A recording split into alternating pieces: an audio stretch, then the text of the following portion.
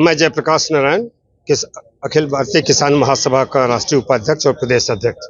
आप रामवृक्ष जी सीपीआईएम के जिला सेक्रेटरी हैं। आप जितेंद्र पांडे हैं सीपीआई के जिला सेक्रेटरी हैं। इम्तियाज जी जिनसे आप बात कर रहे थे आईकेएस के प्रदेश अध्यक्ष हैं। आज का जो प्रदर्शन है, आप ईस्ट इंडिया कंपनी की बात कर रहे हैं कि वह दौर लौट आया है। आपको नहीं लगता आज़ादी की लड़ाई भी आपने देखी होगी, आज युवा आपके साथ नहीं है, इतना बड़ा आंदोलन आप कर रहे हैं, क्या वजह है इसको मानते हैं? देखिए, एक तो इस भ्रांति को निकाल दीजिए कि युवा नहीं है। अगर आपने देखा होगा तो कल और परसों लगातार जेएनयू और दिल्ली से लेकर पटना तक हजारों नौजवान, 50,000 महिला नौजवान सड़क पर उतरे। लखनऊ में भी, इलाहाबाद में 5,000 लड़के उतरे और यह रोज क्रम है। आजमगढ़ के एक टिपिकल सिचुएशन है जिस पर हम यहाँ अभी बात नहीं करेंगे। ये सवाल बहुत बड़ा है और लोग इसको समझ रहे हैं। मोदी जी की सरकार जब से आई है तब से प्रचार, झूठ और नफरत पर टिकी है। उसकी आड़ में यह देश को एक एक टुकड़े टुकड़े बेच रहे हैं। पहले इन्होंने हमारे किसानों को बेचना चाहा, जमीन बेचनी चाहिए, 3 कानून लाए, उस पर बड़ा आंदोलन चला, आपने देखा। उसी के साथ ये 4 मजदूर संहिता ले आए।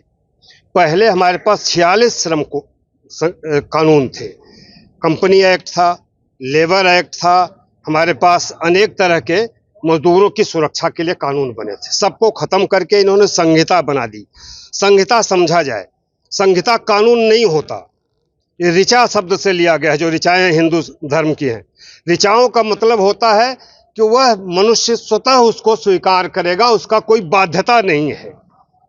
तो जो मजदूरों के कानून थे उसमें बाध्य थी सरकार समय पर वेतन रिवीजन के लिए, उन्हें नियमित करने के लिए, असंगठित मजदूरों को वो सारे अधिकार देने के लिए।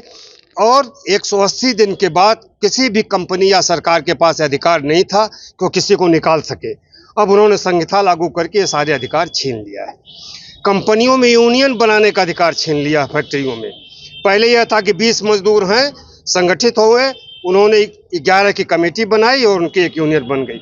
अब यह कह रहे हैं कि नहीं, अब हम यूनियन के नियम इन्होंने बदल दिए हैं।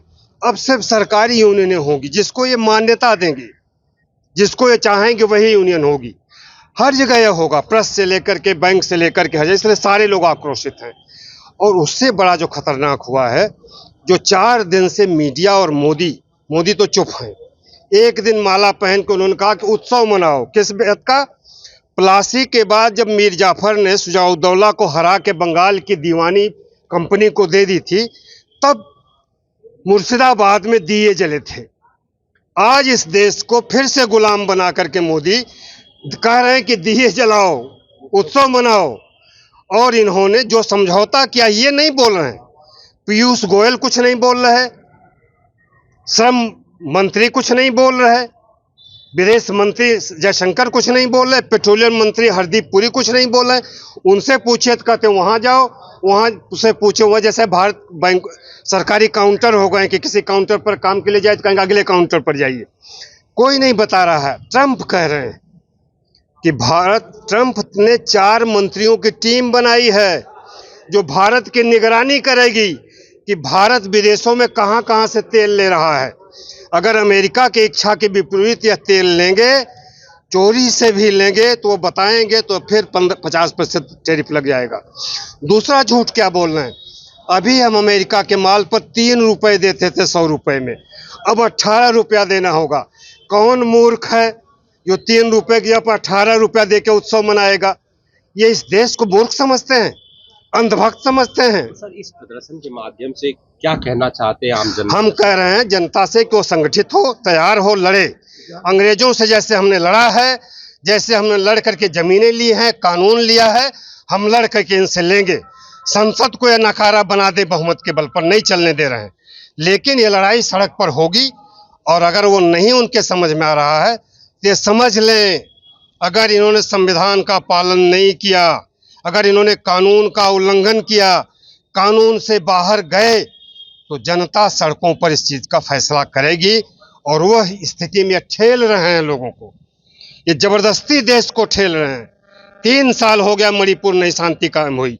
परसों अभी गोली चली है और एक जिले में कर्फ्यू लगा है। आप पूरे देश को उस दिशा में न भेजिए मोदी जी। अपनी कुर्सी, अपनी दलाली, आप जानते हैं मैं कहना नहीं चाहता, एफस्टीन फाइल में इनका नाम है, अनिल अंबानी का नाम है, हरदीप पुरी का नाम है। कहा जा रहा है विपक्ष की तरफ से ये गलत भ्रांतियां फैलाई जा रही है। हम ये फाइल नहीं जो हैं, हम कश्मीर फाइल हमने नहीं बनाया, हम क्या नाम है, कोई और फाइल नहीं, ये फाइल उनके गुरु अमेरिका से आ रहा है, जिनकी हर बात इनको प्रिय है, वहां से जारी हुई, हम नहीं कर रहे हैं। हमको क्या पता था, हम तो इनके गुरु ने जारी किया तब हमने देखा कि ये कहाँ है। और कह रहा है ट्रम्प कि मोदी मेरे मित्र हैं, याद रख लें, जिस दिन मैं चाहूंगा उन्हें नंगा करके रख दूंगा, नंगा करके रख दूंगा, ट्रम्प कह रहा है। इसलिए मेरी बात मान लें, ये देश को बेच रहे हैं, गुलामी की तरफ जा रहे हैं, बस इतना ही आज कहना है। ये लड़ाई लंबी है, हम लड़ेंगे, हम देश की आज़ादी बचाएंगे। हमने अंग्रेजों को भगाया और अमेरिका की गुलामी भी नहीं स्वीकार करेंगे। आज की हमारी लड़ाई इसी दिशा में है। आज का प्रदर्शन पूरे देश में मजदूरों का खास तौर से और किसान संगठनों का, जनवादी का, जो भी इस समय भारत सरकार ने बजट लाया, जो अमेरिका के साथ समझौता किया, ये देश की कृषि, मजदूरों को, कल कारखाने सब बेच रही है। इसी को लेकर के ट्रेड यूनियन, 8 ट्रेड यूनियनें और संयुक्त किसान मोर्चा, पतल जनवादी लोग जो भी इसको लाइक करते हैं, पूरे देश के अंदर इस पर आंदोलन कर रहे हैं। बंद है, कहीं कहीं प्रदर्शन है, कहीं धरना। उसी के लेकर के ये जुलूस हम लोगों का सीपीएम, सीपीआई, माले और दूसरे बिजली कर्मचारी संघ और दूसरे इफ्ता के लोग, तरह तरह के लोग, 10-12 संगठनों ने पूरा दीवानी के मैदान से लेकर के पूरा शहर, ट्रेड यूनियनों, सबको लेकर के आज ये आंदोलन है। उसको मांग पत्र राष्ट्रपति के नाम दिया गया।